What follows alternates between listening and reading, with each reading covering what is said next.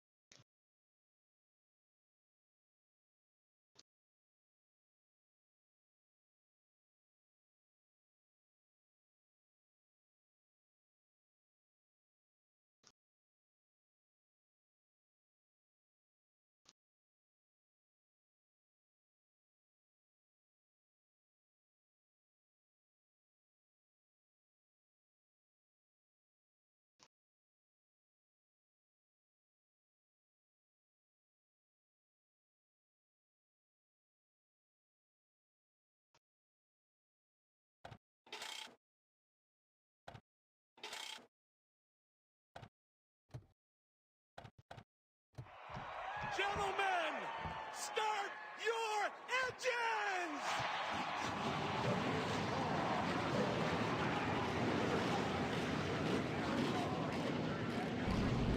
East Coast away.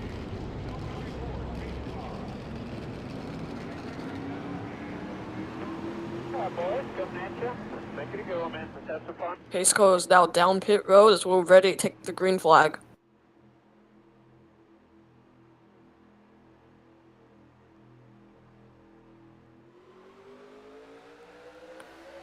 Green flag from Brands Hatch. Almost immediately, you see Rossi jumping out to a little lead.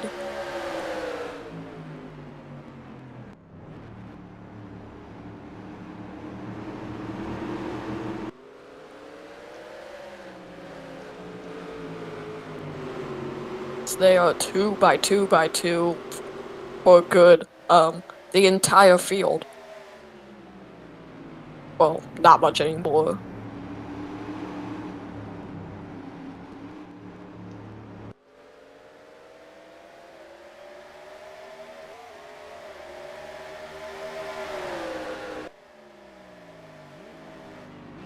So you see there Rossi out to a good, I'd say about 7 car length lead.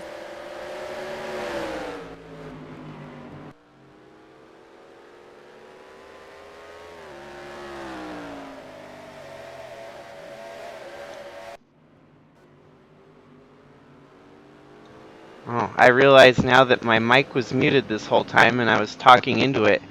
So Oh my I god. appreciate that Tayden was there filling in the empty air as I was talking into a muted mic. As we know on road courses, it's going to come down to pit strategy at some point. Uh, with the big lead here from Alexander Rossi, Stay a single file. he's going to have to play the strategy right in his favor.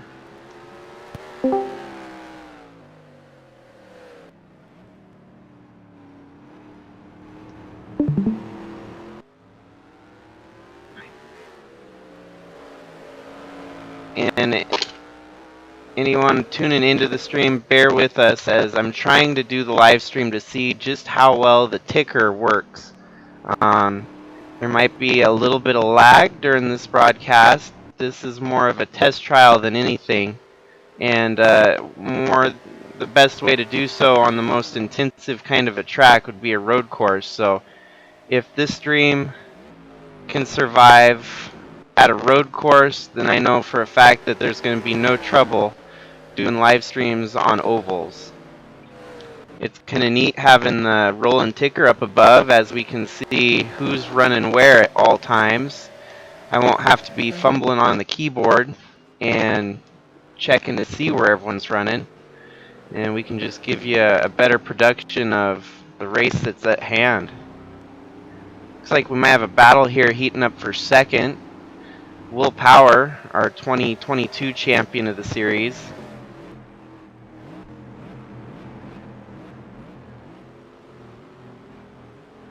I know you're pretty new to the series, Tayden, but do you have any favorite drivers that you would definitely root for in the Cup? Well, before you would say the cup, I would have obviously said myself, but I'll just ignore that. Well, think one of my favorite, and probably one of my favorite IndyCar drivers in real life is Alexander Rossi. Okay. I don't watch too much IndyCar though, because it's kind of hard to find on TV.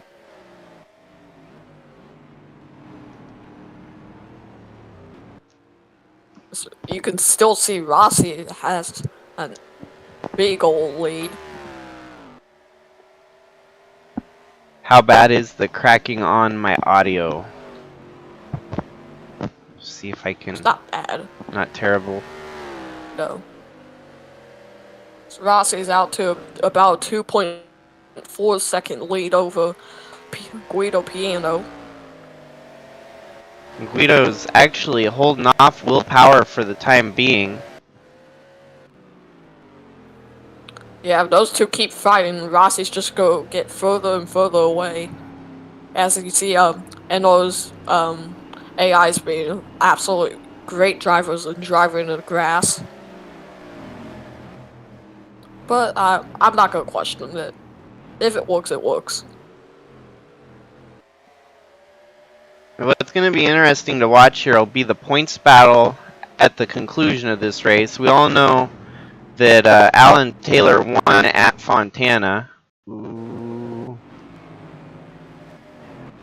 A little bit of lag, a little bit of animosity going on here. Don't worry, we're still better than Fox.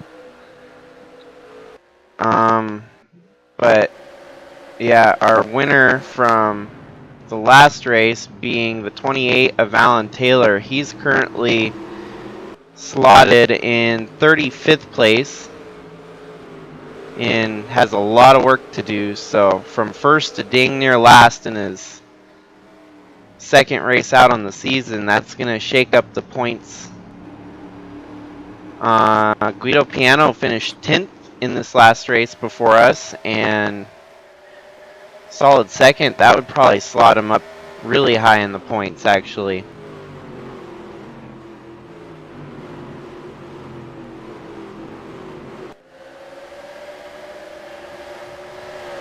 So we have a little bit of a 2x2 battle here for about a good 3 or 4 rows. Actually, about 2 rows, because I apparently cannot count. Well, maybe I don't. Oh my god. Okay, now it's 3 rows. Yep, they're stacked in there like sardines right now. I don't see any yellow lights. There's no caution. That wouldn't be why they're stacked up, but looks like he's going to get a spot there and start fighting for the next position in front of him. Yeah, this is what is impressive about road course races is a lot of, your oval drivers do really good at the ovals. And there's 3 different types of ovals. Usually it's going to be the same guys up front. Mile and a halfs, there's some people that have those figured out, especially some people that have super speedways figured out. But the most part, it kind of carries over and almost more like a wash because there's not any standout excellence, across all the different oval variations and whatnot. Road courses, on the other hand, it's where you see huge variation in talent. It just changes the whole game.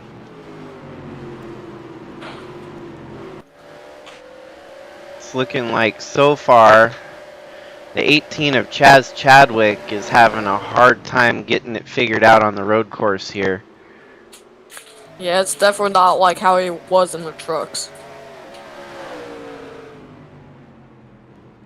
But at the same time, you never know what happens with strategy. Might work your way up to the front. These two pictured here are obviously the ones that started dead last. They are going to have a long day ahead of them here. Currently, right now, your fastest lap is by Alexander Rossi at 99.077 miles per hour. And so Rossi is just checking out on the field. Pretty steady lead.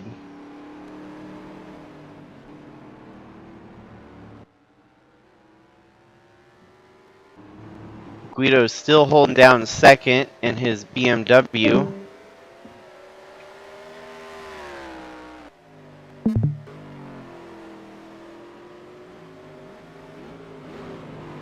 Fourth, we got Greg Forian, and fifth behind that is Tristan Reams with a solid start.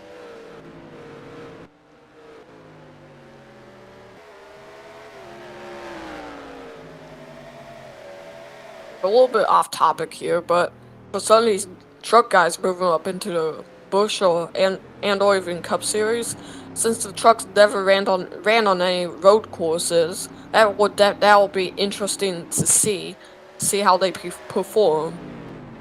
True, it kind of makes for an interesting case to see how they transition into a road course setting. And going into this year, trucks will be running on some road courses, so that'll be fun to watch too.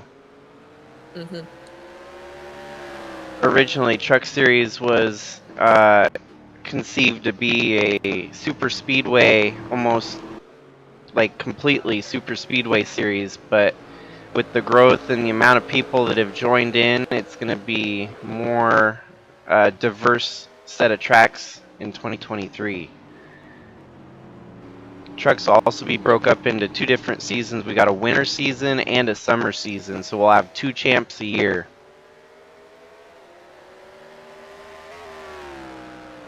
Double the action.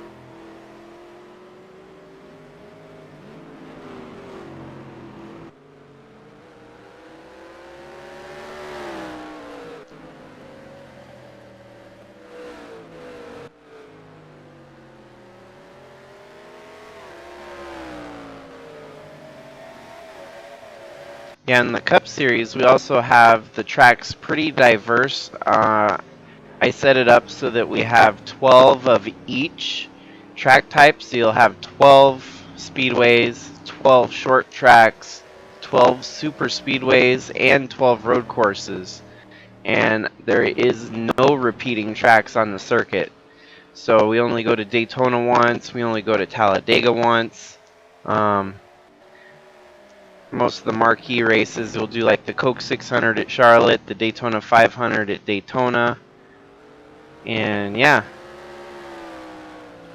This right here being, of course, road course #1 on the season.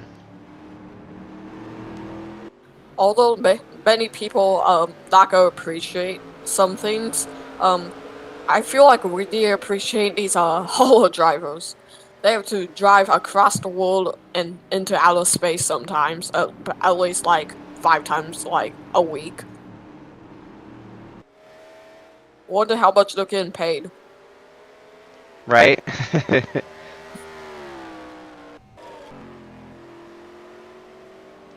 Got to give it to Rossi here. We're going to have to see how pit stops affect the outcome, as we currently have our top 10.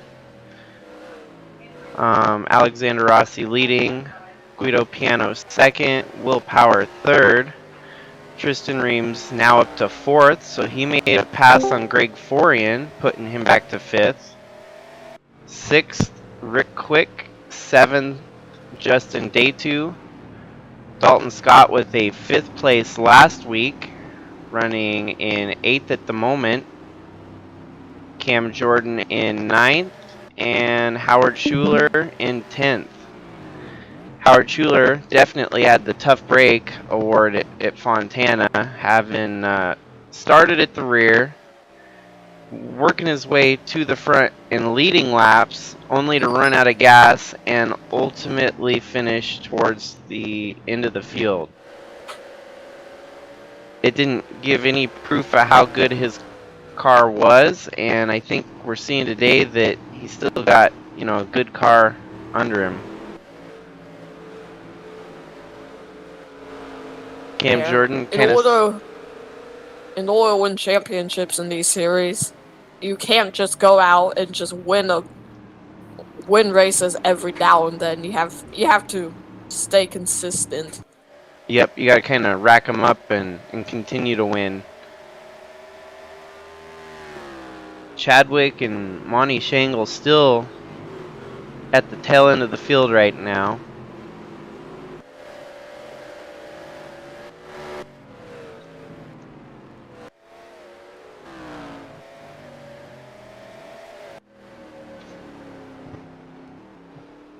Yep, last year our returning winner. The previous races at this track were all winners that are no longer active in the series. The only active driver that has won here is the number 90 car of Roger Lutz, and I'm trying to skim through to find him in the field.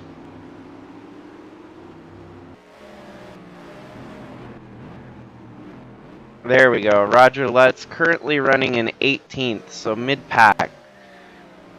The only active driver to have won here. Our past winners at this track from 2016 on, we had Casey Kane, Calvin Steele, Jacob Roloff, Fernando Alonso, Takuma Sato, Patricio Award or Pato Award, and then Roger Lutz. So a lot of open wheel talent that have come into the Sylvania Cup Series have won here at Brands Hatch.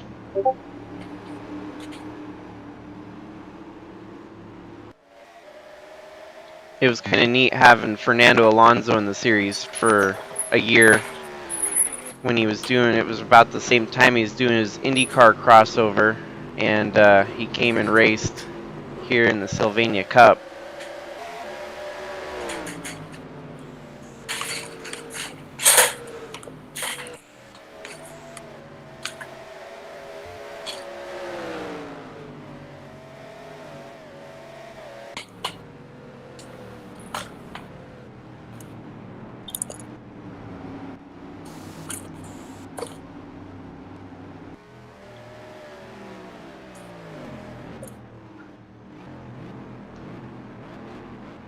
Callan Relic had a good showing at Fontana and looking to do just the same here at Brands Hatch.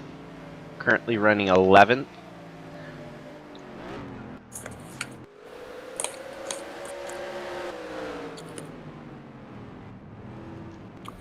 Oh, we had another change for position here as Greg Forian's lost another spot. His teammate Rick Quick getting by, cracking into the top 5.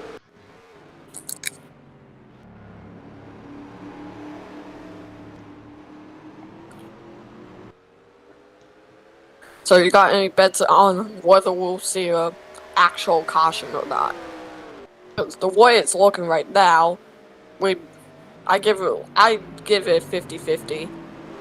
Usually we get pit stops, and that'll kind of throw things out of sorts. I anticipate that we'll get at least one caution in the race with the way the pit stops are going to fall. Sometimes you'll have a driver run out of gas that pushes it too far since it is a road course.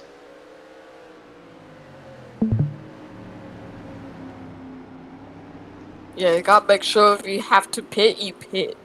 You should not try and stretch another lap mainly because laps around here are about a minute and a half.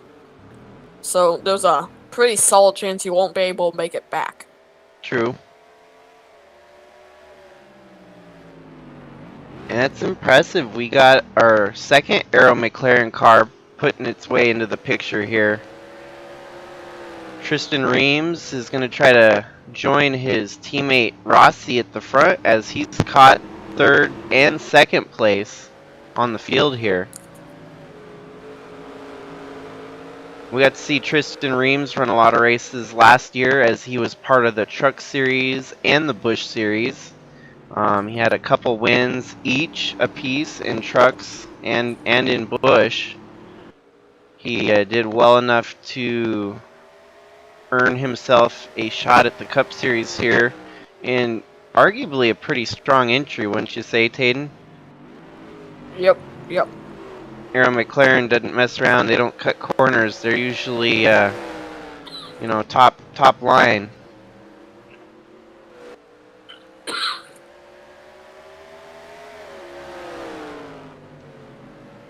Will Power here might be trying to make a pass for second. So we got a good battle heating up here.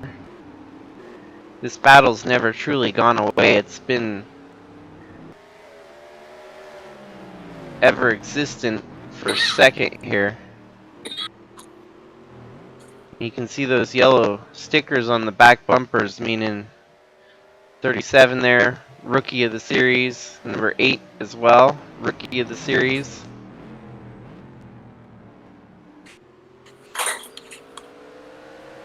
I like how Tristan's running that corner. It looks like he's found a faster line through some of the turns on the track here.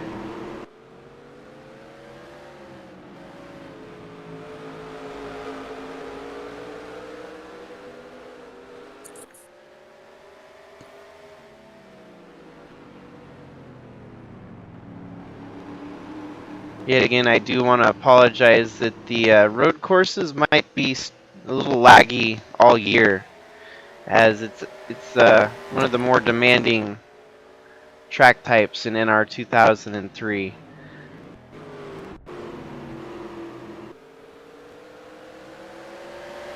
Currently, Chadwick gains the spot up to 40th, and Monty Shangle still holding down dead last on the track.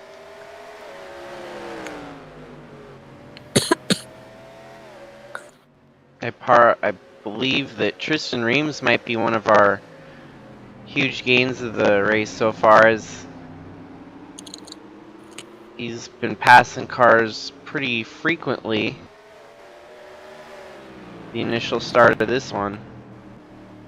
8-second lead for Alexander Rossi. He is just driving away from everyone.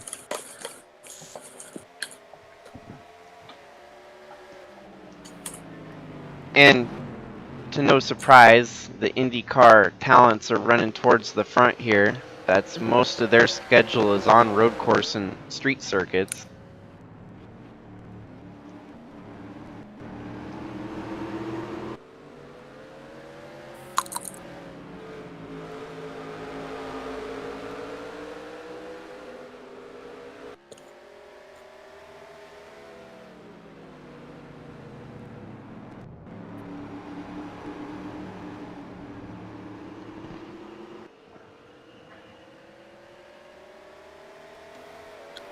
got 3 different manufacturers running 2, 3, and 4. We have, well, I don't see the first one as it goes by. That'll be a BMW. Yep. I think I'll have to check because I can't see it go by. Because Eno is not being very nice to me today. Well, we got a pass for position here, as Will Power is finally done following and wants to make a pass. It's going to be hard to I'm commit. surprised he's trying to go around the outside. Unless he's just setting it up for the next corner, which looks like he will, as he gets the overtake. Will Power has had a pretty good couple races here in 2021. He finished 4th, and then 2022 he finished 2nd. Standard procedure at this track, it seems like one of the trends that I've seen is anyone that gets a 4th or a 2nd usually wins their next race. It's happened at least twice where the previous year they finished 4th and then came out to win it the next race, next season, next month, next year.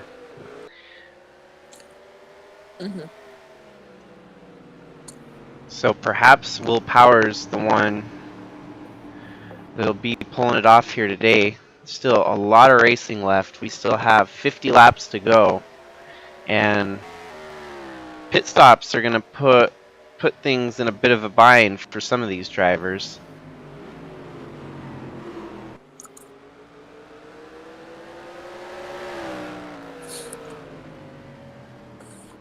Okay, so as it stands right now, out 2, 3, and 4, it goes Ford, BMW, and Chevy.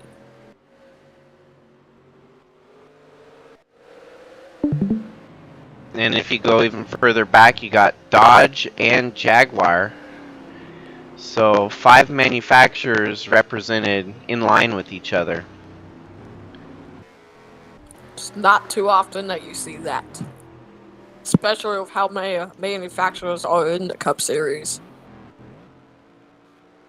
Hey guys, I thought it was fine if I could hop in the booth if you guys are okay with that. Yep, no, that's good. Can you let us know who it is? Just Al. Yep, Al, alrighty. I hear so many voices that it gets, I get lost at whose voice is whose sometimes, so. Does he have schizophrenia or something? No, maybe, I don't know. Yeah, you had a good showing at the Fontana race, was it top 20 you got? Yeah, top 20. Not shabby for my first start, in Cup. I'm hoping we do pretty good in these next couple of races for my part-time schedule. Yeah, so the next race you'll be part of will be at the Daytona 500, correct? Yeah. Yep. Yeah, Daytona 500 we'll do the trying to decide if I want to do the duels.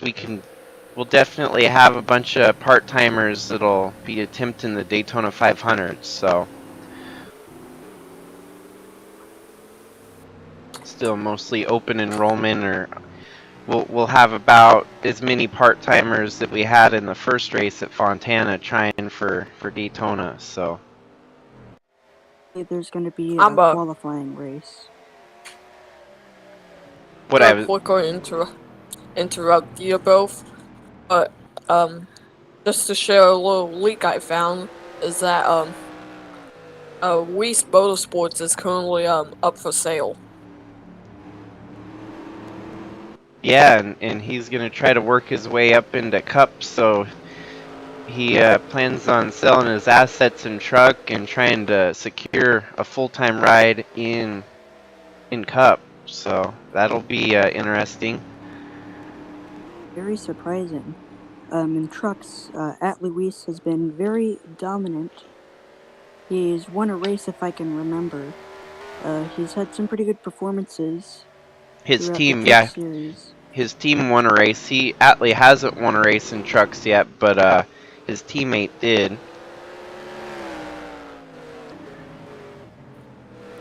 It'll be interesting to see who ends up buying that. Therefore, not go hit at a certain person right now.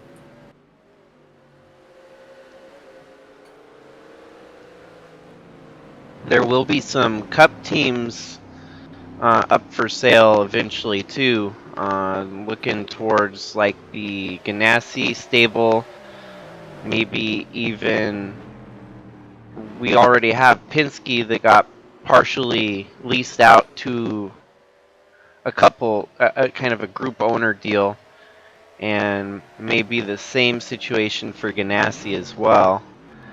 As you can see, Penske has our last year's champion with Will Power. The rest of their stable, as we go through the field from the back here, the 48 of Skylar Dixon, which is the part owner of Penske, would be Penske Racing with Skylar Dixon. 22 of Austin Mullins, and the 00 of Jack Ross, all racing for Penske. Seems that they're still a little bit off the mark where Will Power's out front and these guys are towards the back, so they're still learning, earning their stripes and learning as they're just rookies in the series. And it'll probably take them a little while before they get the papers on each track, you know, the required intel to get these cars running right.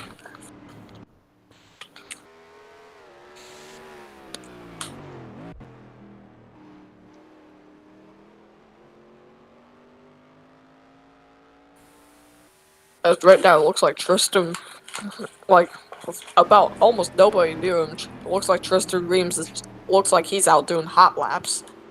Oh my god. I messed up. I'm sorry. I meant Rossi. Yeah, Rossi, it's gonna be. They look the same. It's gonna be easy to get those confused all year, as their cars are nearly identical, just with a different number. They decided to try and stick with Formula One style paint schemes to keep the cars the same, like a Formula One car, basically. It's kind of shocking to see how Will Power was running out in the back at the season opener, but now he's just been dominating this race so far. Right? No, He's Will been winning Power. a bunch of laps. He actually finished 42nd last week. He ended upside down for the end of his wreck and stuff, and I think he finished at least 41st or 42nd. So, and like most times they say, you can't win the championship in the first race, but you can definitely lose it. I think it kind of applies there, but I mean, the first race is simply that. It's just the first race.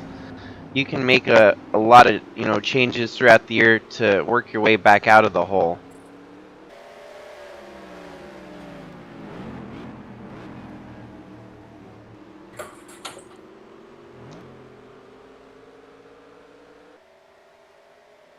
Question about the 500.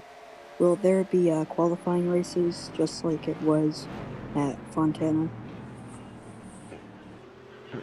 So there will be duels. I had to double check, but for all the Crown Jewel events, the Daytona 500, there will be duels. The Coca-Cola 600, there will be duels. And we'll also, at the 777 annual at Las Vegas, we will do duels to set the field. And we got a pass happening here. Guido's going to try to fight back on the inside. He's going to hold off Tristan Reams Like for now. So it could be slide down what I think's the back straightaway. I don't know brains hatch that well. One of the It long. looks like Tristan's nose out ahead a little bit, but it looks like he's still gonna have Guido to his outside. Well, now not, as Guido's go possibly lose a position to Rick Quick. the 4. Yeah, Rick Quick. Rick Quick and Guido Piano are battling side by side, what it looks like. There you see Guido Piano trying to shoot down on the inside of the Rick Quick machine as they head down the straight, heading in to one of the corners, heading into the hairpin. It looks like Rick's gonna clear. Now Tristan Reams simply has one more spot to gain to be right behind his teammate.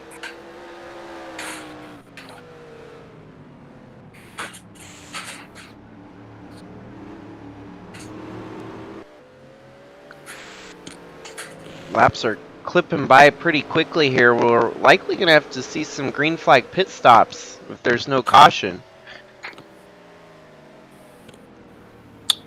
I say right now, in about 3 to 5 more laps, I'd say the pit window will be open and we'll start seeing some pit stops.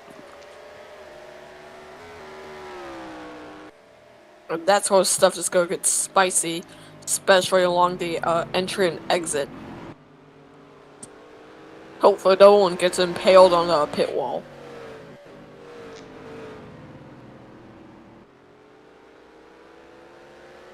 Yeah, it's not normal that Brands Hatch is home to stock car racing. Usually a lot of open wheel and sport car racing goes down here. It's definitely a fun road course. I don't think it's truly optimized for stock car racing.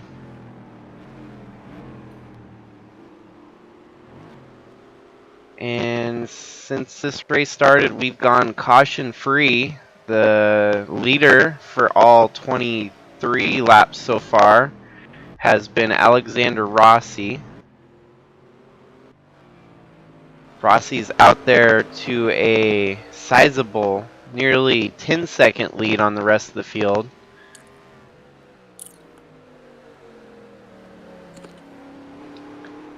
And apparently, Arrow McLaren did their homework and brought two very fast cars to the circuit. As Rossi leads, Reamsy's just a little bit further behind in third there. Tristan might be able to get around Will Power for second, the way it looks like he's running. Left on the straightaways and down the hill, and he'll be in prime position to pass him.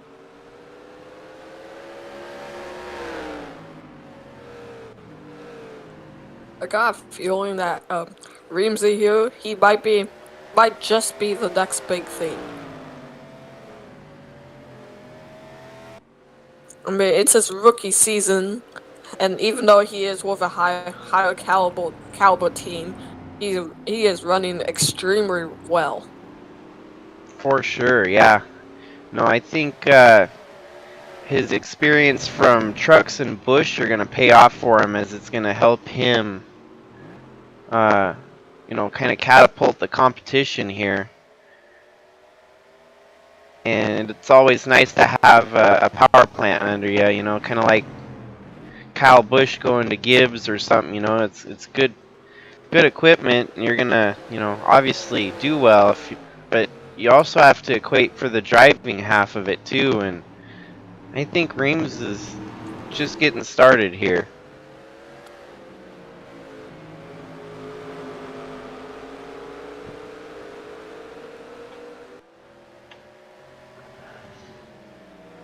This could be the next big thing. He could probably... All this is very parallel to when I was in Busch, when I won 4 races in a row. Right? And we're going to get to see the Busch Series start up here soon too. And you'll be able to potentially try to fight to keep your win streak alive. You didn't retire, but the end of the season came around, and you still have an active win streak for the Busch Series. We never thought it would even get to 4 in a row, but we did, and you could potentially roll into 5 in a row if things go right.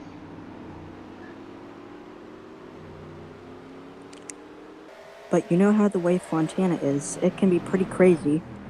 Yep, as we saw in the Cup race the other night, trucks will be taken to the field this Tuesday, and so trucks Tuesday, Busch on Wednesday, and then our third Cup race will be on Thursday, and that'll be at Texas. So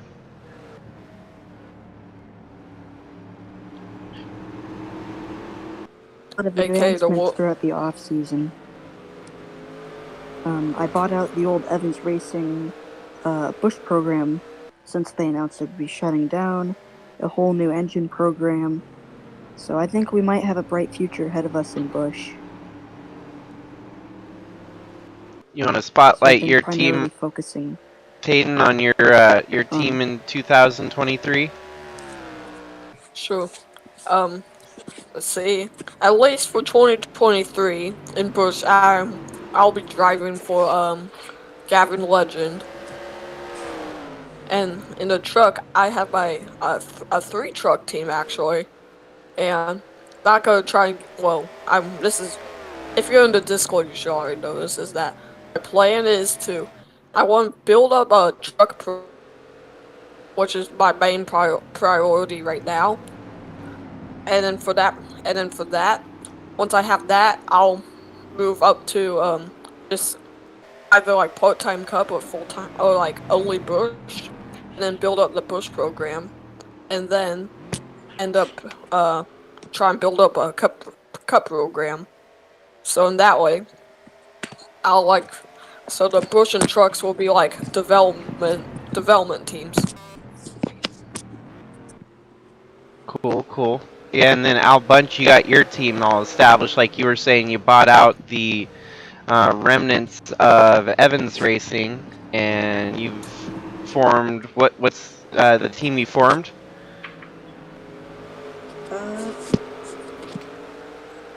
Oh shoot! I forgot it was called.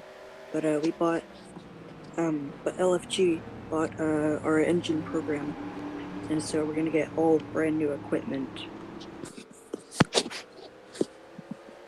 And so my top priority is focusing on both Busch and trucks. And since it's just gonna be part-time in Cup, I'm just gonna probably just do it for shots and goggles.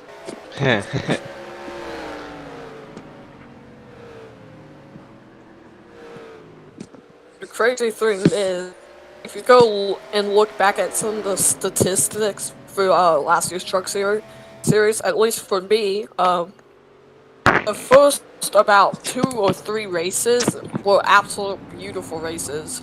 Because I think I finished third and then finished second at Banked Indy. And then after that, it kind of fell off, and every now and then there would be a really good race where I finished in like the top 10. But out of that, I was kind of a midfield driver. Yeah, that was mostly the same for me. At my debut at Dirt Daytona, I had a pretty good finish. If I remember, I think I finished in the top 10 or something. And of course, I had a slew of eight DNFs. Our engines were failing. I got in a couple of wrecks, but we showed a lot of promise on those dirt tracks. And I even won a race in pretty surprising fashion, having to beat off Tim Corden, one of the most dominant drivers in the season that year. So it looks like we're having pit stops right now too. Sorry to interrupt. No, it's fine. Currently, Will Can you Power just drop your bike? with the lead. Rossi came down pit road.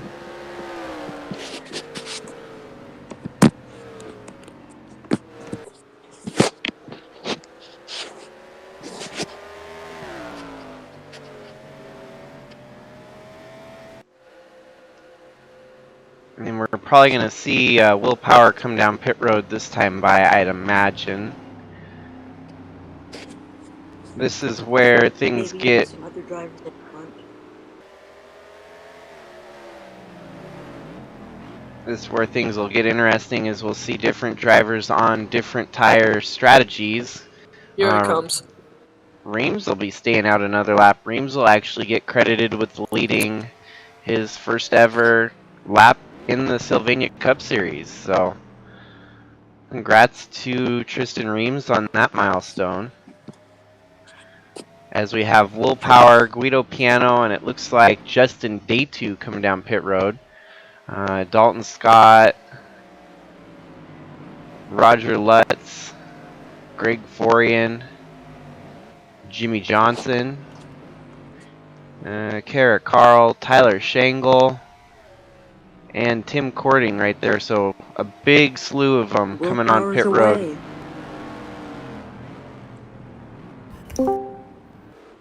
Willpower has won the race off the pit road for the first round of He's green almost flag gonna make pit stop. contact right there. He's side by side with the 6 there. Because I forget half of the names in the field.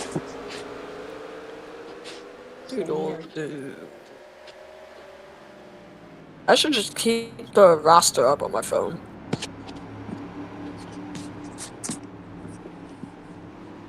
Yeah, that would have been Chris Hogerson.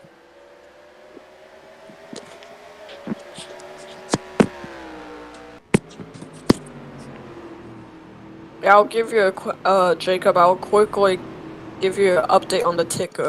It's because I have the stream going on my phone right now. It is running smoothly.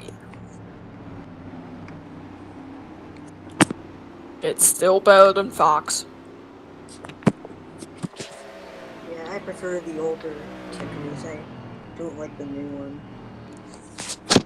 It looks like Tristan, well, I mean, Alexander Rossi yet again getting confused here. Alexander Rossi is working his way back up to the front as some folks still have not hit pit road. It looks like he might have the lead back now.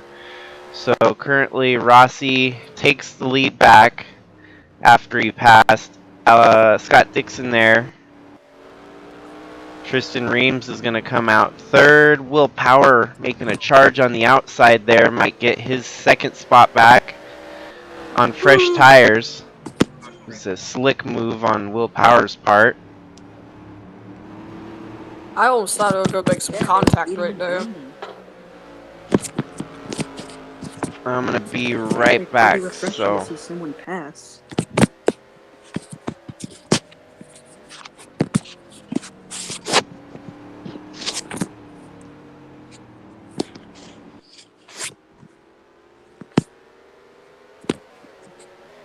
Well, the good news is that nobody got impaled on the pit wall.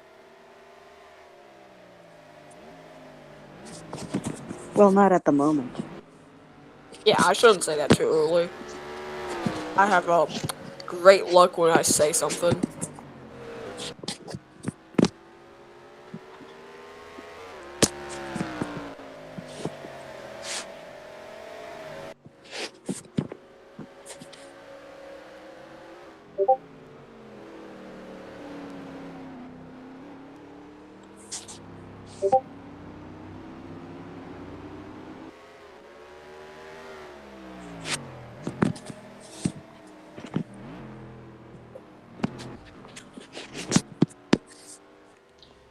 Okay, I'm back.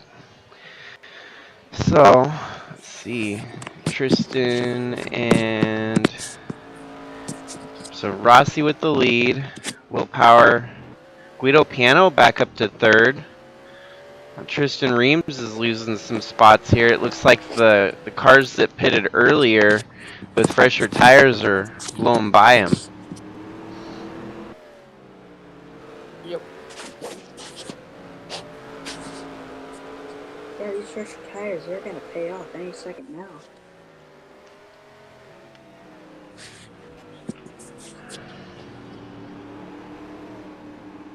Especially in these extremely tight corners. You know, these hairpins they can be more tight than any of the pinch corners out at Darlington. Instead of scraping the wall, you might spin your car out.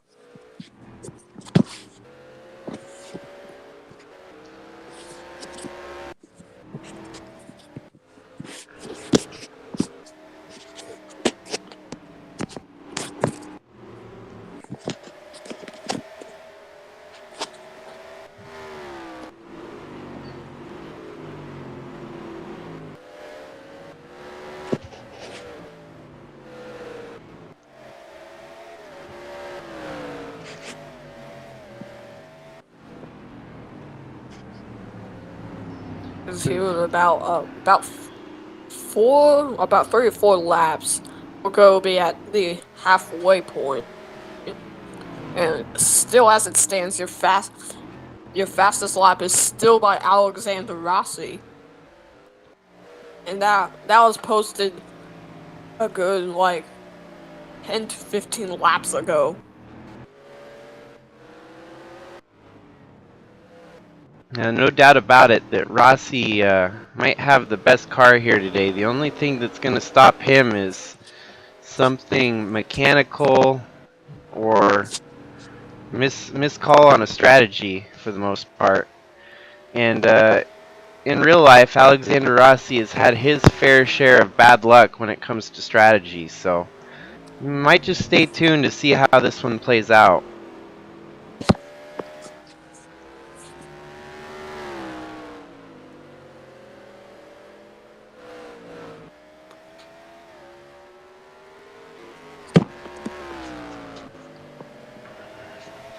I'm impressed with Guido Piano's call and strategy so far. His pit strategy has worked him back up to third. Initially, he dropped backwards on the start, starting in second and falling all the way back to about fifth. Now he's worked his way from fifth back up to third.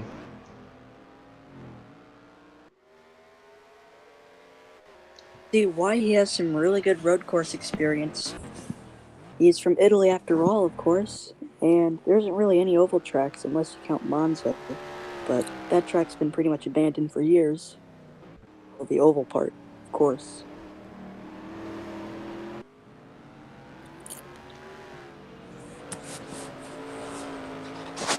True that. Even you got Will Power, who hails from Australia, and think about it, really all your oval tracks exist in the United States, so most of your international drivers are going to be well versed in road course racing. Same with the dirt racing scene out there. Most of it's in the US.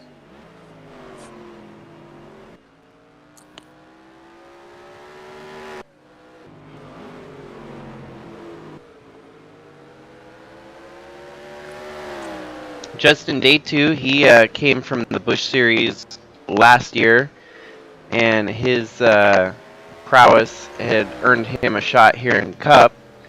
And it seems that it was a good move for him, as he was doing pretty good in Busch, and it didn't quite win the championship. You and What Army had that sewn up, but Justin Day 2, and of all things, wound up in a Jaguar, which was the big unknown for the season. Sometimes you just gotta roll the dice and let everything unfold the way it does. Jaguars, I think, are going to be contenders for wins week in, week out.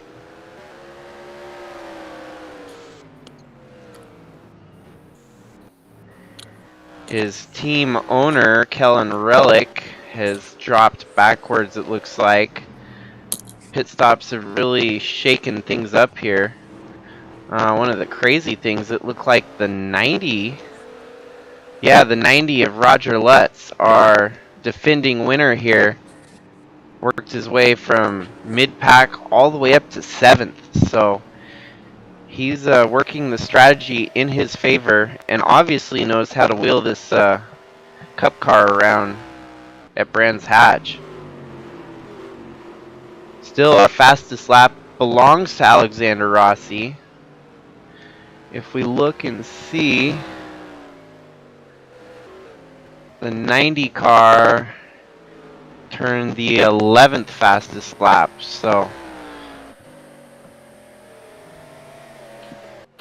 I believe Rossi's fastest lap is about 2/10 of a second faster than the next fastest lap. That just goes to show you how dominant he is here. Well, depending on where you are tonight or today. Something interesting must be happening with those McLaren cars. They've been running up front all day. Let me guess, rocket fuel.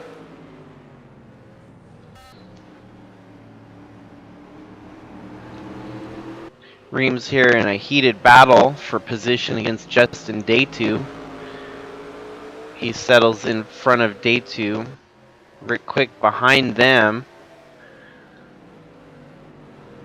And Guido Pianos just way out there on the rest of those three there.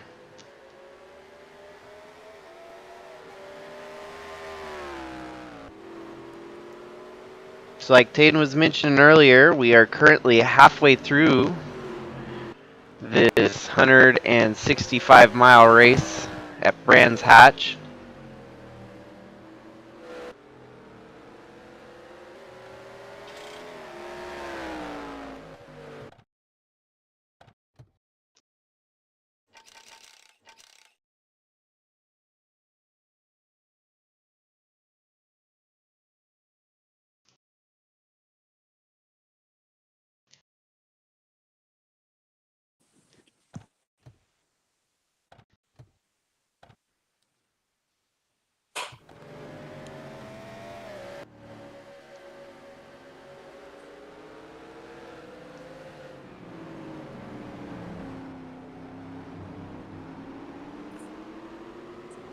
I'm curious, what did you do when the Sylvania Cup Series started out? And since at the time Discord didn't exist at all, what did you guys do instead? So way back in 2010 when the Sylvania Cup Series started, I simply just hosted the races and spectated them with friends and family that were around me. I actually have all years from 2011 up to this year recorded, so I could dig back in the vaults and pull out old races from 2011 still. They're all backed up on external hard drive that stays safe and secure. This just so happened in last year that I decided I was going to start broadcasting it. So that was a project at least 11 years in the making. I didn't know if it would catch on, if I'd even have an audience, but as you can see here today, it's actually, I'm amazed that I can entertain more people with my own digital series and whatnot, so yeah.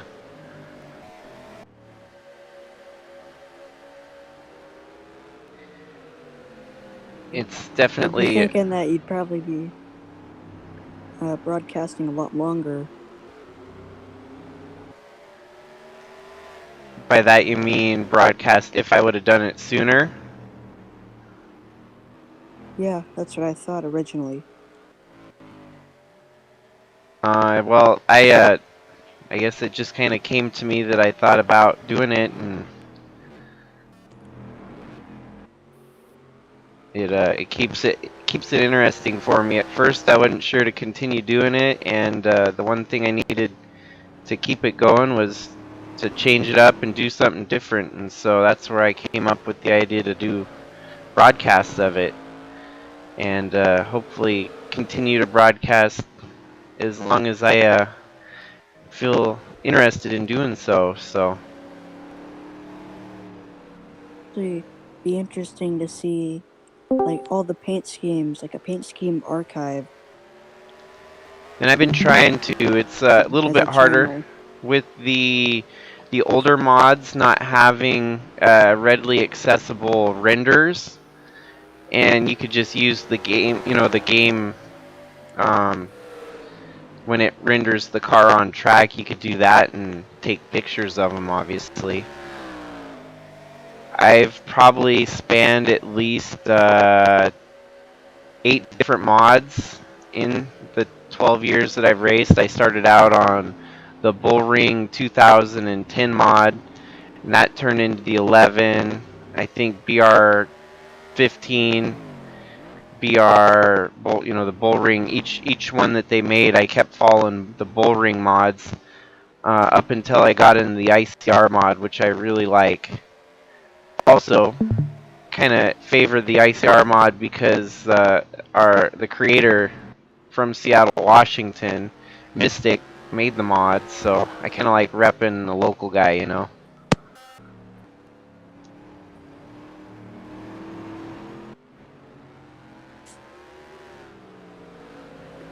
And for me, I don't know the first thing about modding, so hats off to everyone in the community. I mean, they're the ones that keep the game alive, the 20-year-old game as it is.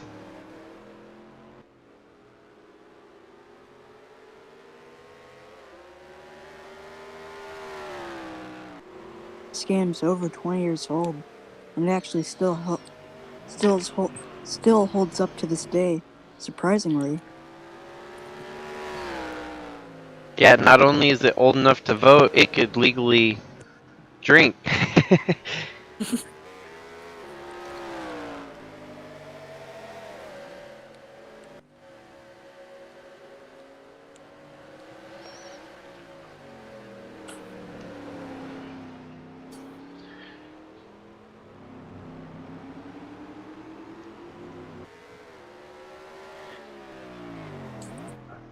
But yep, the If NR 2003 was a person, guess I'll have to buy it a Busch Light.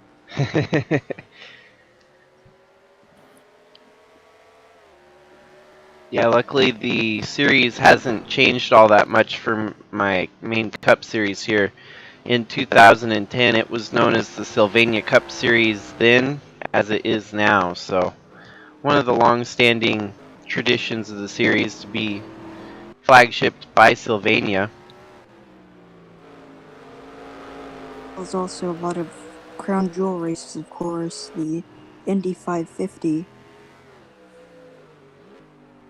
Yeah, and like my special one that I run, the Las Vegas 777 annual. Originally, my goal was to turn it into a 777-mile race, which was actually 518 laps at Las Vegas. One thing I did not know about NR 2003 is anything over 512 laps, it stops counting. So, to my surprise, I had started to run that race, and once it got to lap 512, it stopped counting, which was crazy.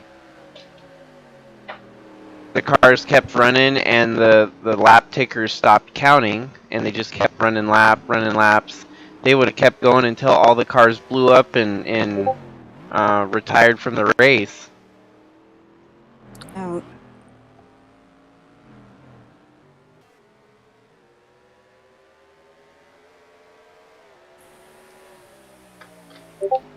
One thing about NO that would automatically make it possibly the greatest racing game of all time is that if the AI could have blowovers like the player does.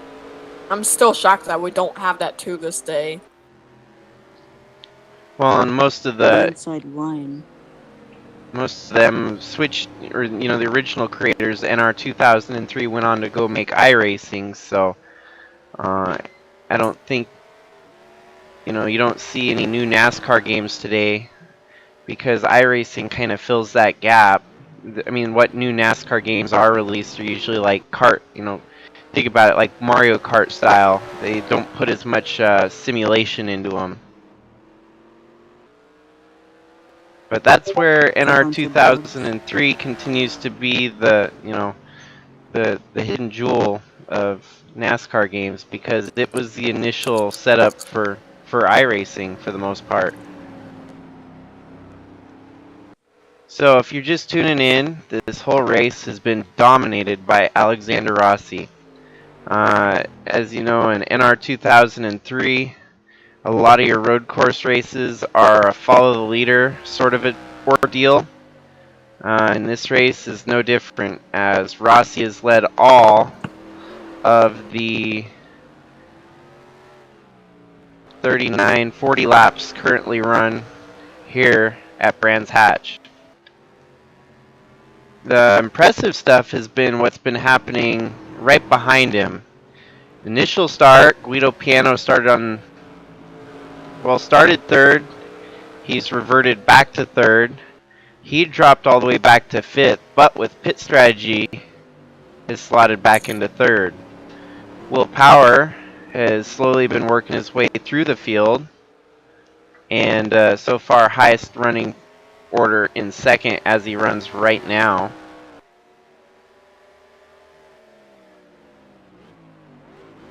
If you look further back, Tristan Reams has been up and down, and back in the upward direction in fourth.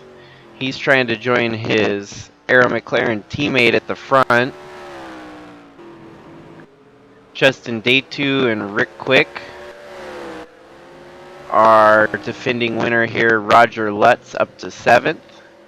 Cam Jordan doing solid in that Joe Gibbs Toyota in the top 10. Aaron Rapp and Dalton Scott. Dalton Scott with a 5th at Fontana is going to try to accrue good enough points to be a contender for the top positions in the point standings. It's going to be between him and Guido Piano, as they both got a top 10 last week at Fontana.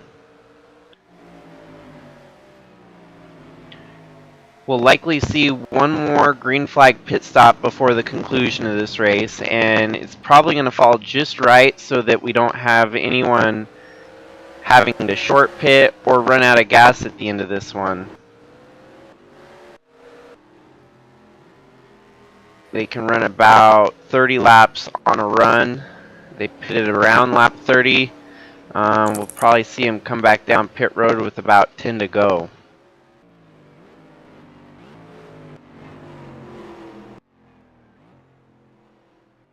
The deficit from the lead back to second has not changed a whole lot, as Rossi maintains a 15-second lead over Will Power.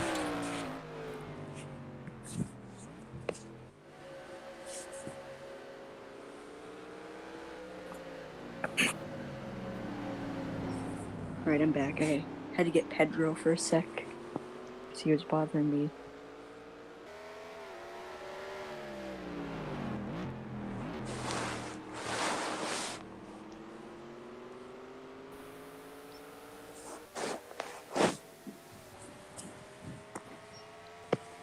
Still crazy, we haven't seen any cautions yet in this running.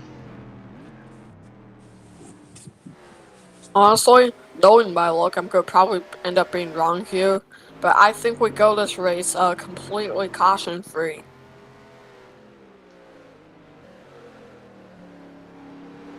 Holiday races back in 2002, 2003.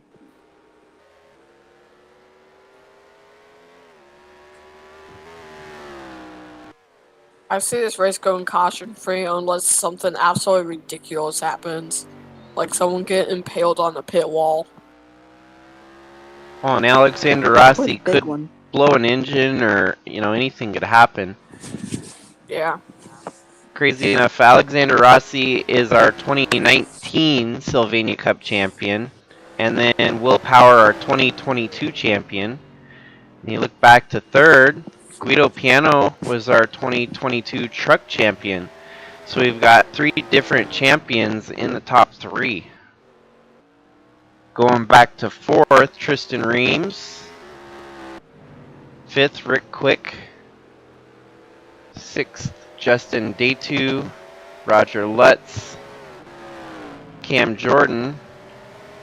And then some more champions of the series. Our 2020 champion of Aaron Rapp in 9th. And our 2010 champion of Dalton Scott, the original champion from way back in the first season. So, as you can see, 4 out of the top 10 champions of the series. That's probably a good indicator why. Tyler Aspinall having a pretty good showing here today, at 13th at the moment. You got Jimmy Johnson behind him, our 2021 champion of the series. And then there's myself, the 2015 champion. And Scott Dixon, our 2017 champion. So we still have a lot of champions active in the series. Louis Trost is probably trying to put last race behind him, which was just terrible. Running 20th here today. It's a good turnaround for him.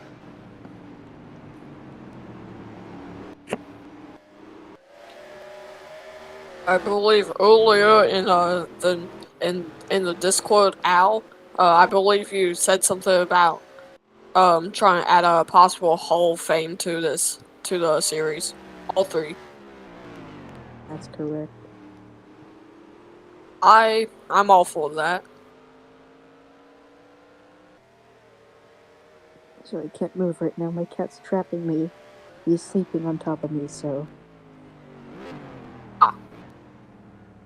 And we definitely Hope nobody's have allergic to cats in the booth. a lot of drivers that have retired over the years that would be, good candidates for first ever Hall of Fame status.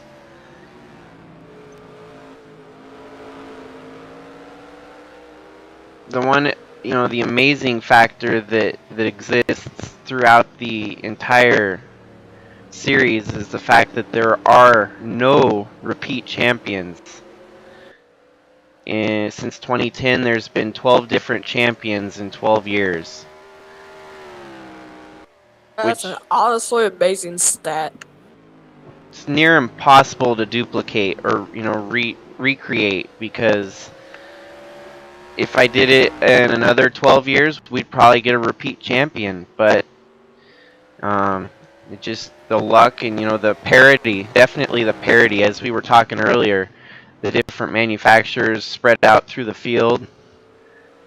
It contributes to some interesting scenarios and new champions every year.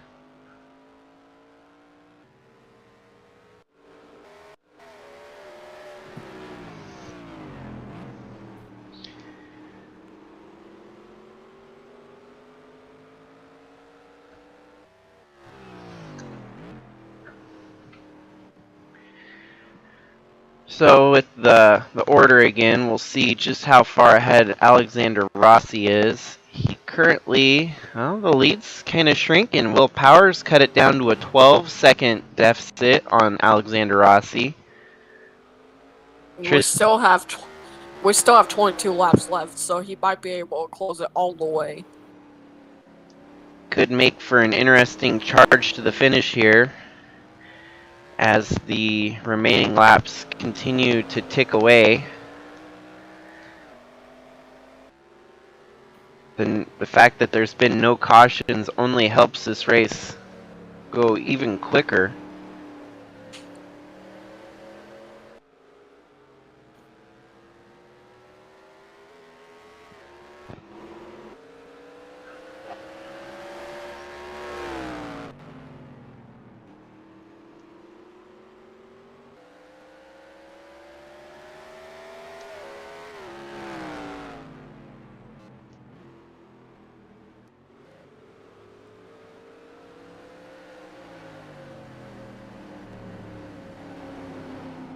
Pedro's both snoring and purring, or just snoring or just purring. But it's adorable.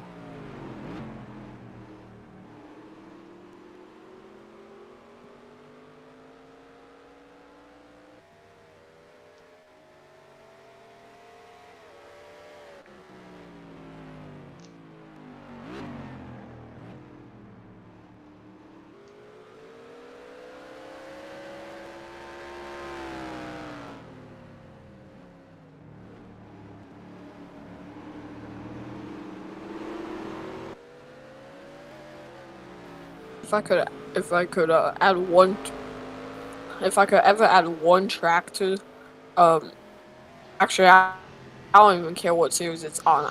I don't think we have it in any series, but I would love to see Iowa.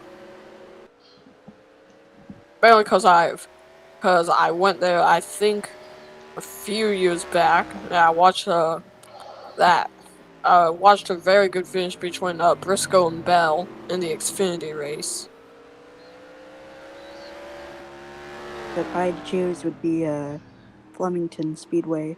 The track has a really interesting design, and it's kind of been the inspiration for my dream track. And also, it just and if you ever see any old races at that track, like old footage, there's a bunch of crazy flips that happen there. Isn't Flemington the one that's basically you could like hold it wide open and just drive a continuous circle around the track? No, you're thinking of Langhorne. Oh, okay.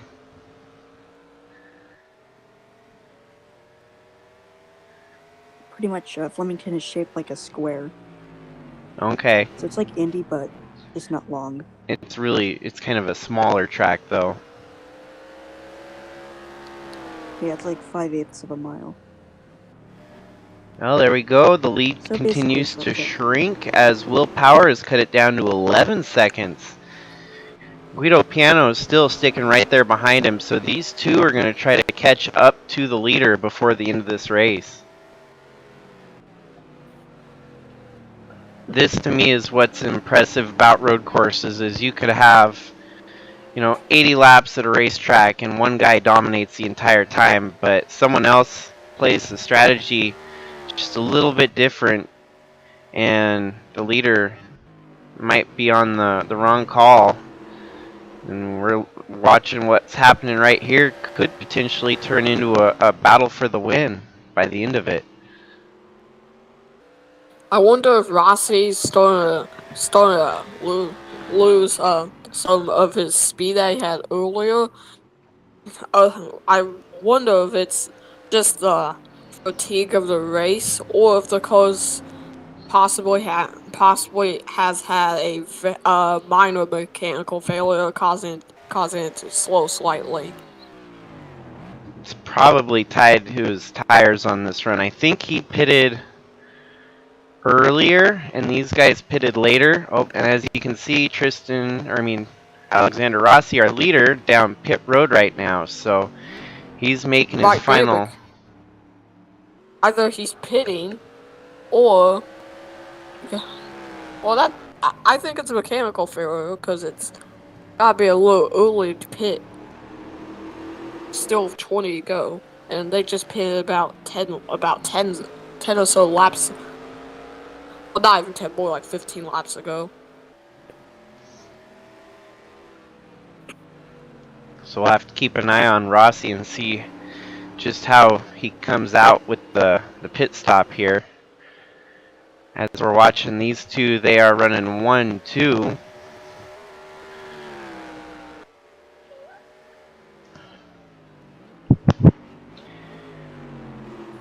I'm feeling Guido Piano might have a strategy in his pocket here that could get him a better than third finish even. The longer these guys stay out, the fresher their tires will be on the last run of the race. So Rossi pitting this early, even if it's just for tires, his tires are going to wear out quicker, and these guys will have faster cars towards the end of a long run. They're going to stay out. Nope, they're coming down pit road this time by, so they only gain about 1 lap on Rossi, but that 1 lap might be a difference maker. Let's see if there's gonna be any arrows in the pits right here.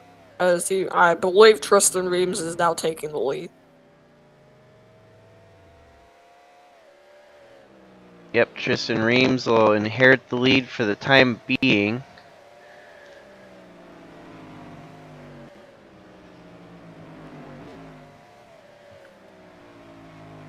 Got a few more cars coming down pit road right now. Like the 88 and the 69. 69. Oh, did we have a Nice. caution? We have a caution. I So, think we do. Yep, we do. we'll have to see where we're at on track this caution. This is going to mix all the things up. Everything we thought was going to play out, it's not necessarily going to play out the same way anymore. Oh, my prediction was wrong then. I don't see any This is cars definitely that... going to shake up the field for sure. So what I'm going to have to do is go to the pace car.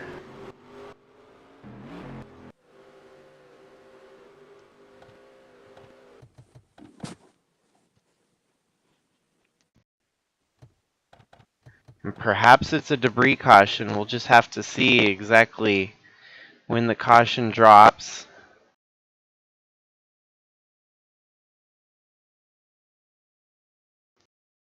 I feel like they should get a flag stand for the official that's kind of just standing on the track on the front straightaway. Yeah.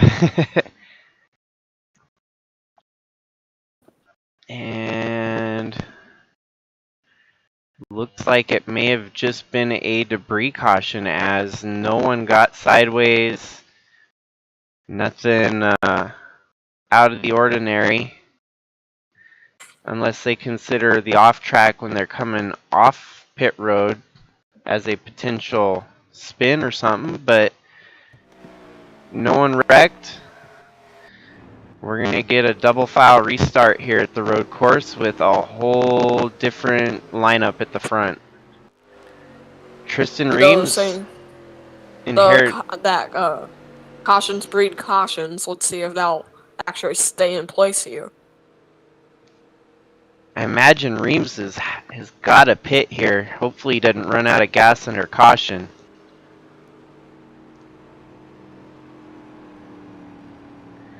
All he's got to do is make it around one more lap to get to pit road, which that's easier said than done.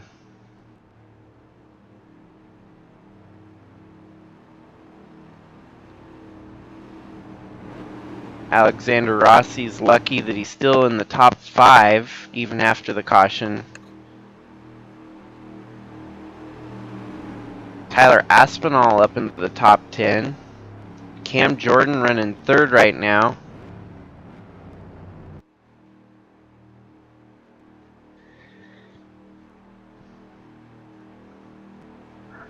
Nice part about this is this will give us a final sprint to the finish here. First caution of the race. Race that's been dominated by Alexander Rossi. His teammate Tristan Reams currently out front leading under this caution.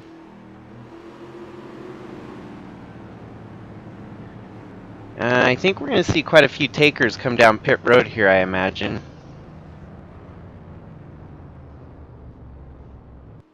I don't know what the shuffling was all about there in case someone was running out of gas or what.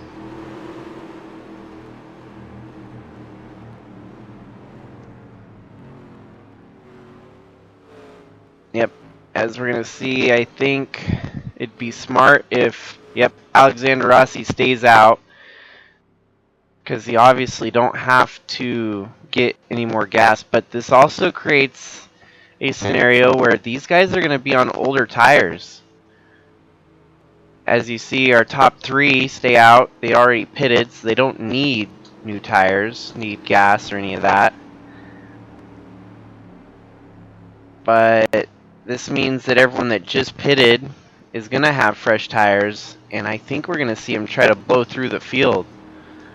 Looks like we only had 6 of them stay out, so you might keep your eyes peeled on Tristan Reams here with fresh tires, full tank of gas. Things are about to get interesting.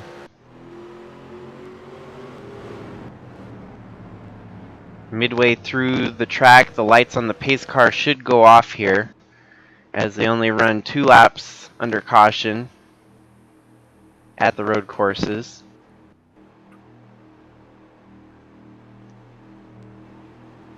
This is definitely getting spicy like your chicken wings.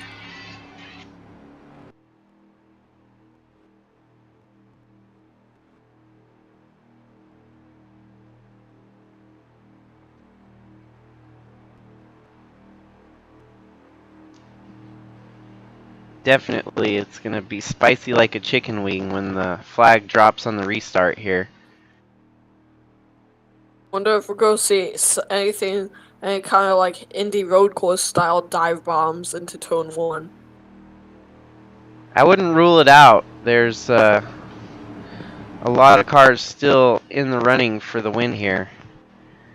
Lights out on the pace car, so they're going to start double filing up here before you know it. Alexander Rossi alongside Will Power, Guido Piano, Justin There Day2. we go. We are now double file. I think I might even give this restart a little boogity. This is what it's all about here. We're going to have a very entertaining restart. With only 15 laps to go, it's anyone's race at this point. Rossi better count his blessings that they made the right strategy calls here. They're bunching up for the restart. The pace car is going to get ready to pull off the track. And I'll give the mic to Tayden here on the restart. There goes the base car. Out in the final corner, onto the front straightaway. They're gonna take the green flag. Boogity. Let's go racing again, boys. And girls. And I was early. No worries. Will Powell's gonna get Let's his see. nose out in front of Rossi's. They're gonna be side by side through the first few corners here. And it looks like Rossi and Will Power, they are side by side dueling. But here comes Rossi trying to take the advantage on the outside. Oh, As he Rossi head got a down little the bit of... S's. Sorry, Rossi got loose there, and Will Power is pouncing on the opportunity. Wow. Now Powell's out ahead. He's not able to clear him though. As here they go down whatever corner this is. I lost track about 5 minutes ago. See, as Rossi clears Power, see if Power can come back to his side or not. Is Rossi pulling away slightly now? But not that In the much. sack for Rossi. But Will Power is Powell's approaching. Power's definitely putting him under pressure.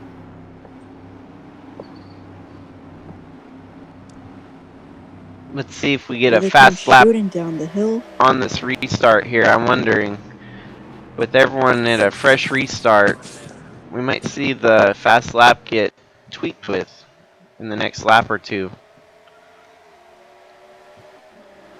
There's a poor flag man sitting on the track.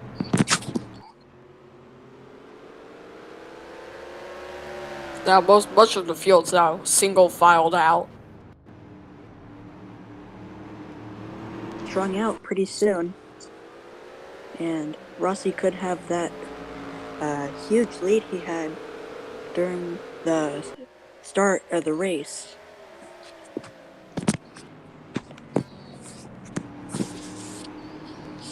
LFG in lap Motorsports time, is Captain. having a hard time here today at the road course. They're running 38th and 39th. Dang. Tough break for them.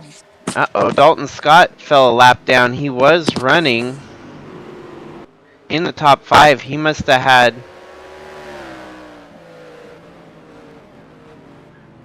Possibly mechanical failure. He had to pit during this during the green flag, so he pitted. He must have had a puncture or something that forced him down pit road. That's a true bummer for the JSR entry.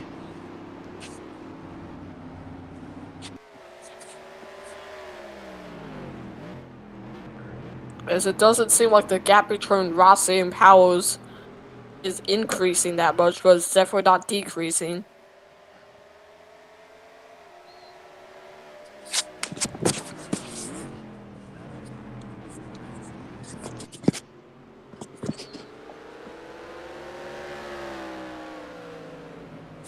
Now Rossi is going to start to pull away a bit from the 12 of willpower and the 37 Guido Piano. And I lost my words. This is definitely the best opportunity they've had all day at fighting for the win here. As Rossi earlier on in the run checked away from, checked out on the field. That restart, kind of an even playing field again. But Rossi's proven his dominance. No fluke here. As he's holding off two champions behind him.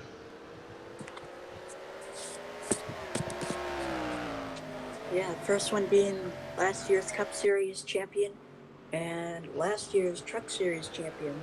After last year's Truck Series champion, that was an interesting story.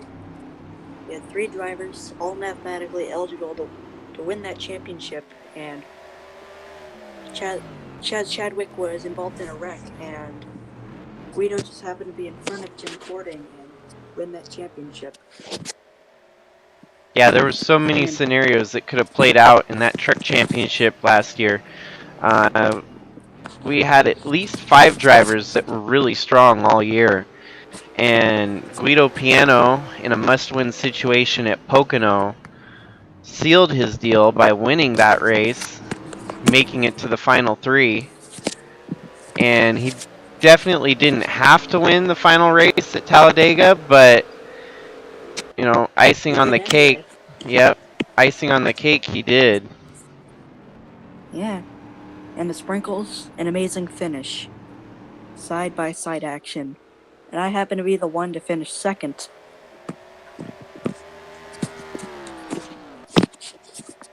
Well, and even like Al Bunch's Busch season last year, he wouldn't have even come close to finishing 17th in the points had he not won 4 final races of the season. I think you're probably going to outperform your 17th place by a lot in 2023 here for the Busch Series. Working hard, so I think we'll pretty much go out and dominate and do better than we did last year by a mile. Well, hopefully. Of course, we'll just have to wait and see. Since the season opener won't be until Tuesday. Make sure to tune in. Shameless plug, by the way.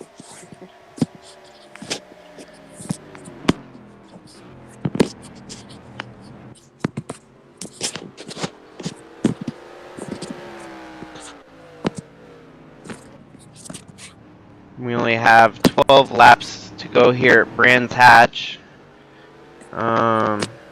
Looks like there's some movers in the field. Jacob Shangle up to 12th was running 15th. Roger Lutz has dropped back to 15th. Tyler Aspinall was sitting about 12th. He's dropped back to 16th. So we might want to be looking back at the field here and seeing how all of that's happening.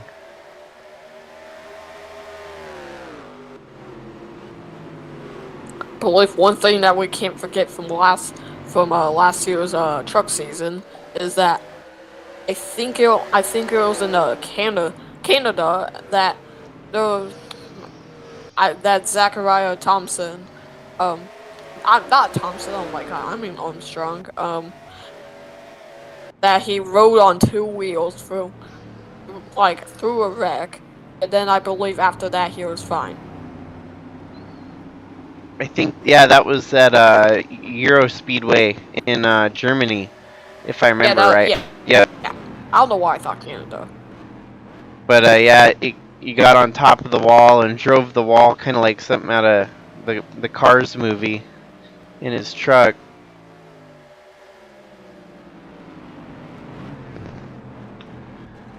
it was in that same race that Chadwick dumped me. Yeah, I don't like. I still have sour feelings about that one.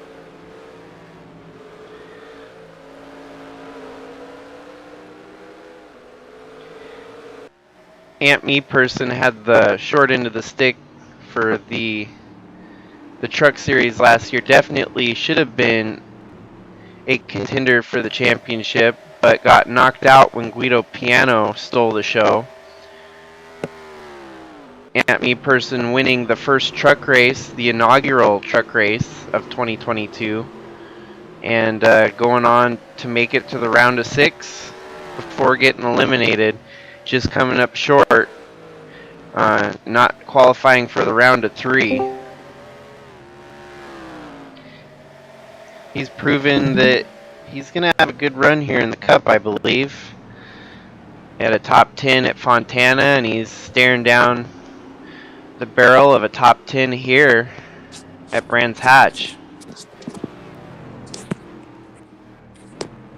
Top 3. Yeah, if I'm correct, the last year's truck champion, Guido Piano, I believe he did not compete in all of the races. I think he only went like 3/4.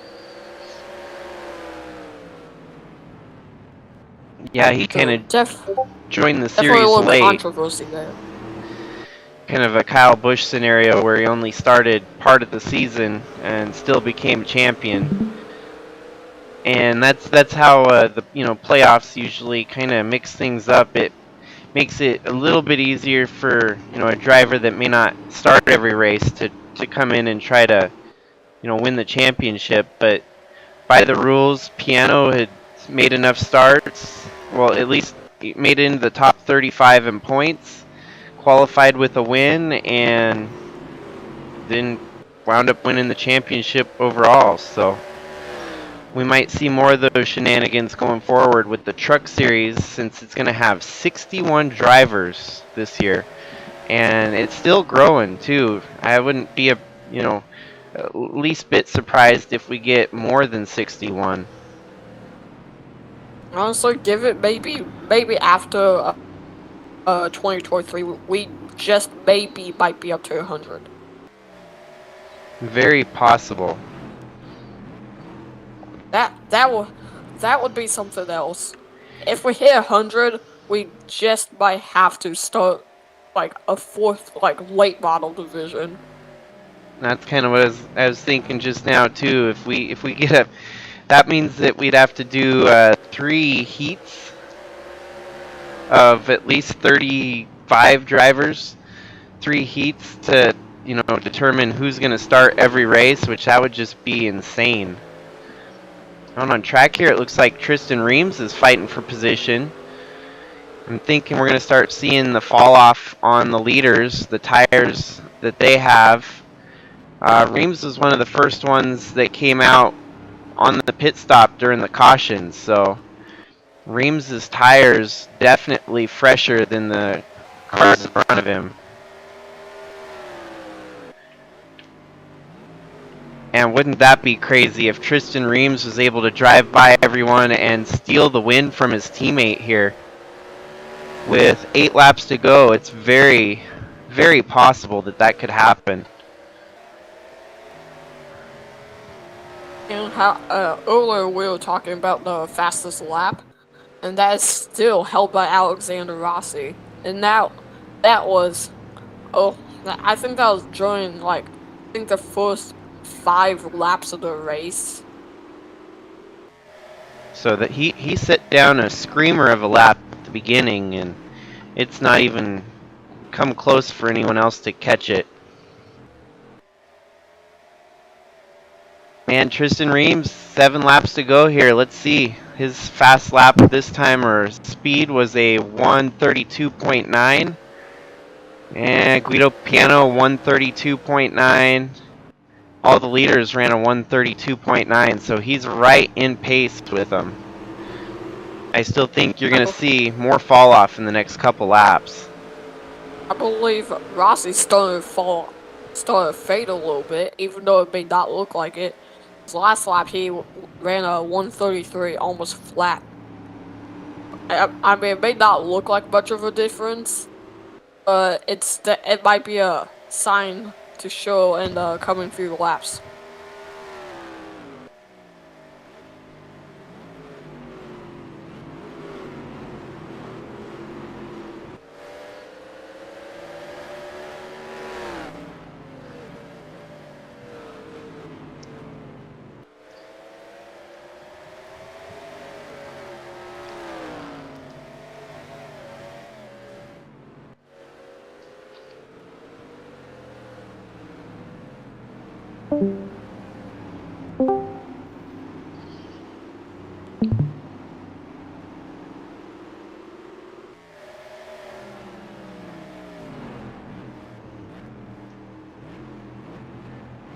This time by, going to be 6 laps to go.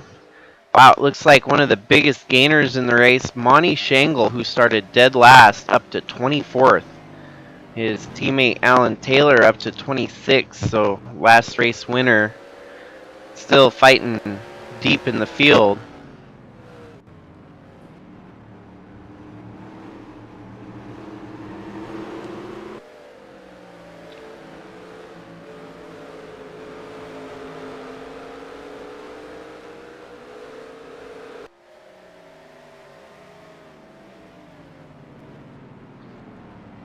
As you can see, Reams is catching up onto the tail end of Guido Piano here. I think he's going to be a few turns away from executing a pass for the position. Yeah, I believe I'm correct. I think Guido Piano is our first ever champion outside the U.S.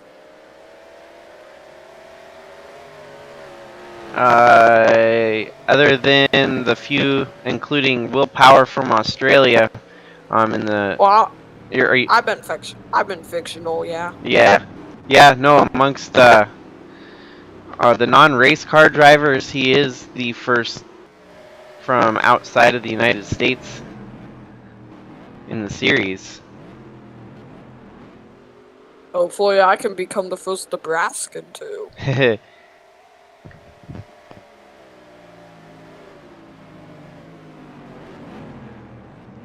If I do, I'll give everybody some corn.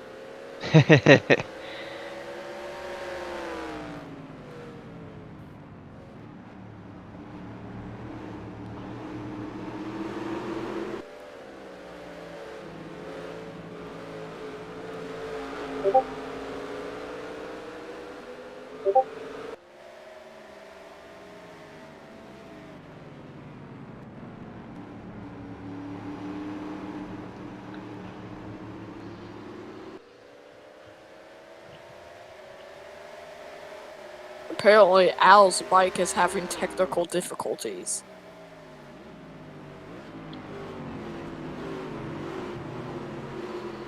And the race is getting really close to finished here, as next time by it'll be 4 laps to go. And Rossi is still dominantly holding that lead over Will Power, Guido Piano, and Tristan Reams. Greg Forian hovering there in 5th. Howard Schuler. I do think he's starting to lose a little ground, though. It's not much, but it's kind of noticeable.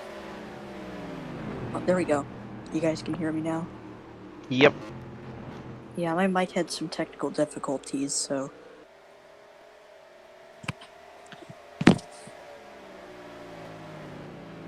Reams is really close to making a pass happen here.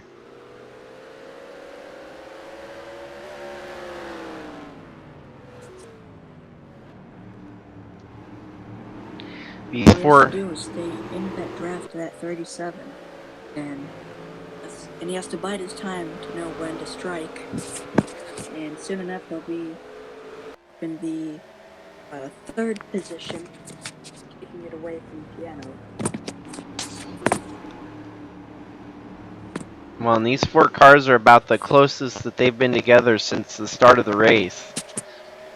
You could throw a blanket over these four. Yeah, even though Alexander Rossi has made the racing more strung out, probably the closest, or the more furthest away he's been was about 11 seconds back, second place. But because of cautions that have happened, pit stops, Troy lead has 2 pretty much was a diminished. eventful year for the. Well, actually, Troy 2 was probably one of the biggest years for the entire organization.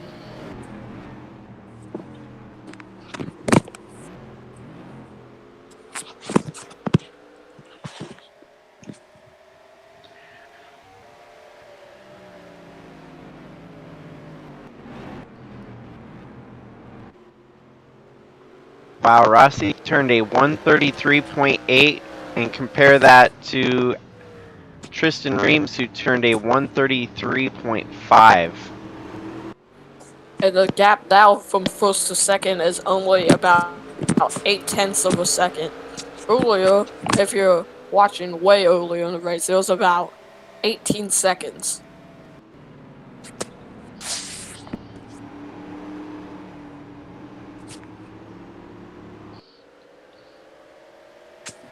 Unless something big happens, I think he's gonna win this race, but it looks like the pack of cars are gonna try to come up and catch him any second now.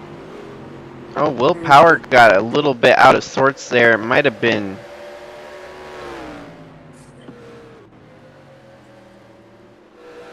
I do think it's going to get a little bit interesting at the front here, but Alexander Rossi does not seem to be placing that car out of line at all. He's keeping it glued to the track and not making any mistakes. In the meantime, Although he's definitely not gaining ground, but he's not losing a ton of ground either. there's some more passing for position as I blow by 2 more cars to work my way up to 6th. Not too bad.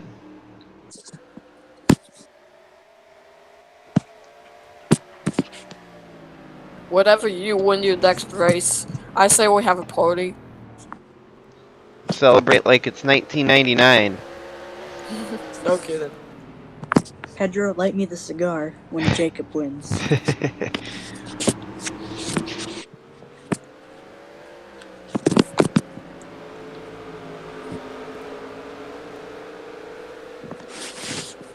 We'll have more about Jacob Shangle's winless streak right after a new Shovin' Buddies, Thursdays on Fox.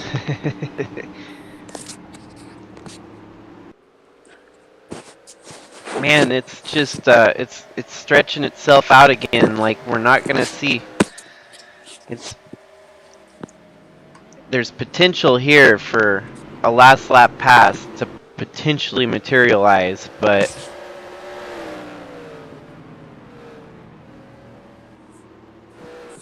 as already noted, Alexander Rossi is just running a perfect race here.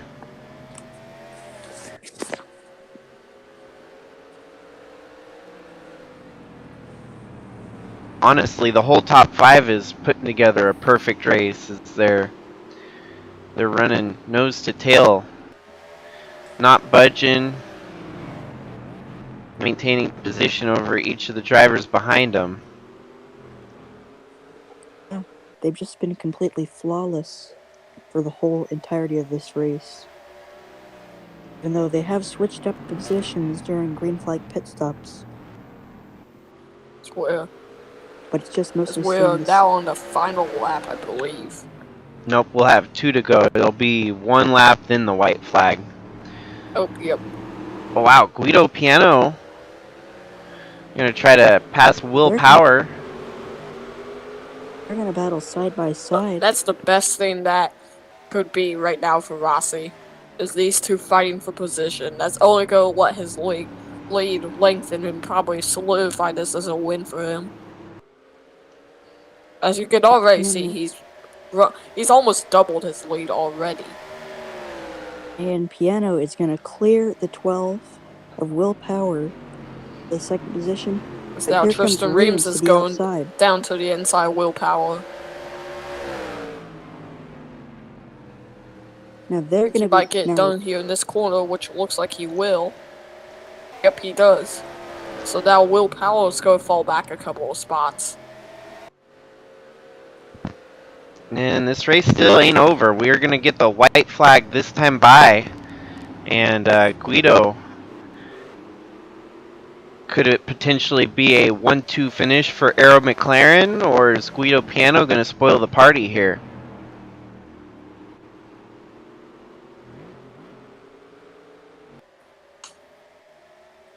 Guido's going to have to...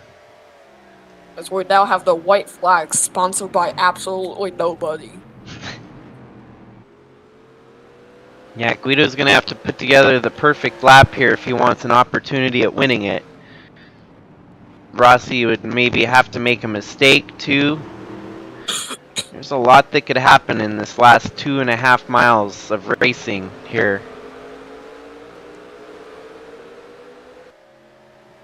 I believe at the beginning of this race I said, if you want to be a winner at a road course, you're going to probably have to start up inside the top 5, and I believe my pick was, in fact, Alexander Rossi. Yes, sir, it was, and you were right on point with that. I call it Murphy's Law. You know, they always say Predictions are about as inconsistent as my driving.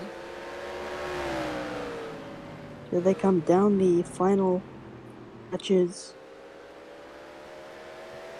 into the long, winding turns down the hill.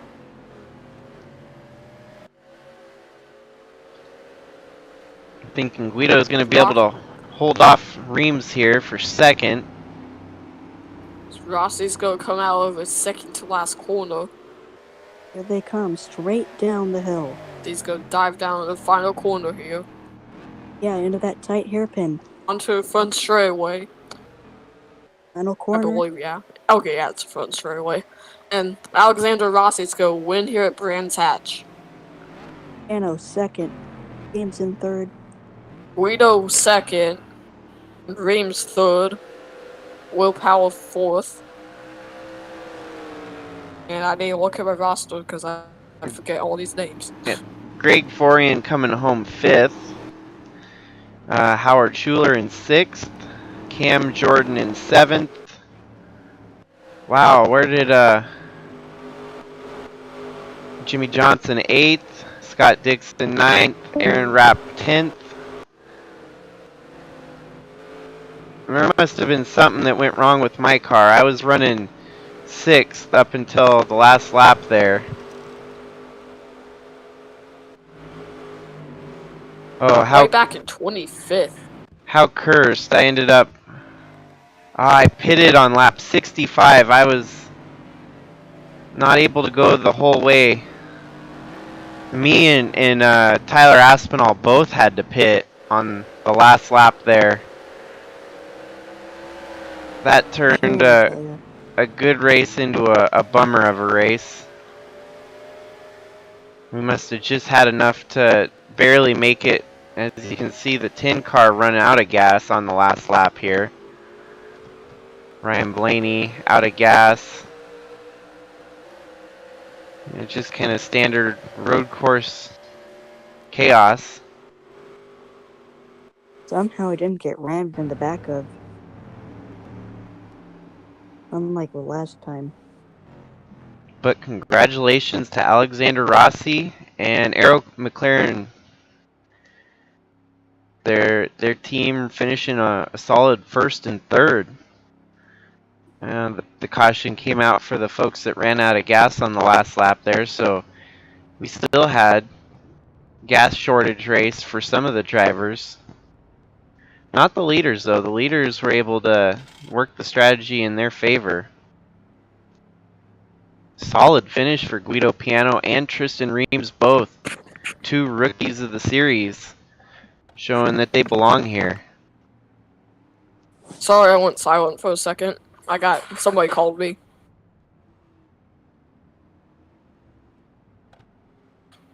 As you can see the rest of the lineup on the finish here.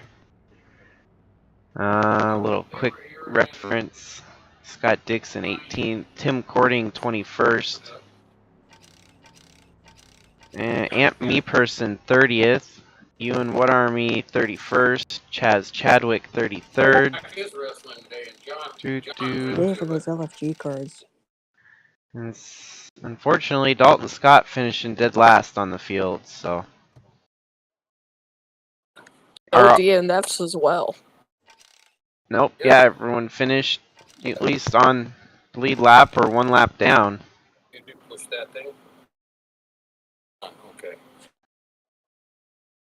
So, race 2 of 48 complete. Our next cup race will be next Thursday, and they'll be taking to Texas for that race. On part 2. And the road course we had some good racing, some action at the front for a while, but regardless of all of that, it was Alexander Rossi that dominated here.